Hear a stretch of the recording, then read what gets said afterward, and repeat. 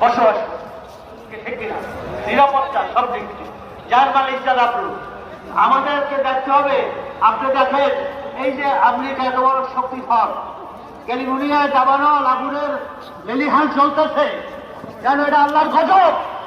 যারা ফিলিস্তিনের শিশু নারী মানুষকে দিন দিন পাখির মতো হত্যা করতেছে, এই জানো আমেরিকা যে আপনার তার ঘর বানাইছে, আপনারা বলতে পারেন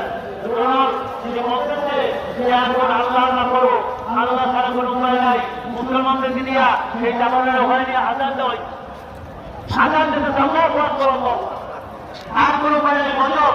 তা তুমি আজকাল মুসলমান নারী শিশু মানুষকে মারতেছ, আল্লাহর গজব শুরু হয়ে গেছে বিচার উপরে। কি বলে বাইরে ঠেকছিরা এখানে যারাই মুসলমানদের উপরে জুলুম অত্যাচার নির্যাতন করে তাদের রক্ষা নেয়।